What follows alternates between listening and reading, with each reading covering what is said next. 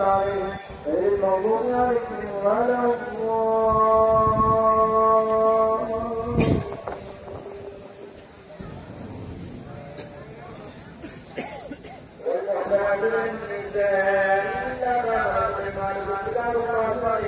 وحيد لكم ما وراء ذلك وان تبتغوا باموالكم المحسنين غير مسافرين فما استمتعتم منهن فاتوهن اجورهن فريضا ولا جناح عليكم فيما تراضيتم فيه مما تشركون ان الله قال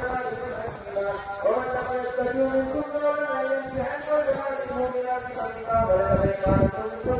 المؤمنات والله اعلم بايمانكم بعضكم بعض فانكحوهن باذنهن واتوهن اجورهن بالمعروف المحسنات غير مسافحات ولا متخذات اخدان فاذا اللہ جل جلالہ اپنا والوں نے روزوں کو فرض فرمایا ہے اور تراویح کو سنت موقع فرمایا ہے اور یہ اللہ جل جلالہ کا بڑا اختیار اور کرم ہے کہ اس نے ہمیں قرآن پاک کو سننے پڑھانے اور سننے اور سنانے والا بنایا. تو محترم بزرگوں اور دوستوں، ہمیں ماہ رمضان میں نمازوں کا اہتمام کرنا چاہیے. نماز ایک ایسی عبادت ہے کہ نماز آگے آنے کے بعد غلط میں کسی کو سننا،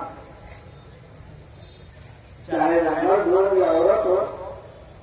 آدمی کے بارے آنے سے لے کے قبر کی لہر میں جانے تک اس کو نماز معلوم ہے. اور نماز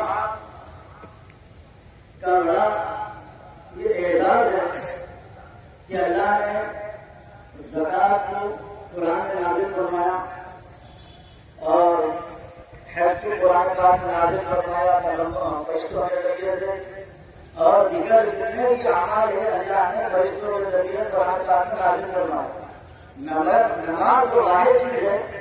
جس کو اللہ جل جلالہ والوں نے اپنے پاک پیغمبر جناب حضرت محمد رسول اللہ صلی اللہ علیہ وسلم اور جنگت کا نماز پڑھنا چاہیے، تہجد اور اشراق کرنا چاہیے. یہ مبارک مہینہ ہے کہ ایک فرض ادا کریں گے تو غیر فرضوں کے برابر ایک مہینے میں 70 گنا ثواب دیا جاتا ہے، اور غیر رمضان کا جو فرض ادا ہوتا ہے وہ 70 گنے ہے. یہ اس کا ثواب جو ہے نا نفلوں میں رکھ دیا گیا ہے. تمہیں تمام اللہ سے گزارش ہے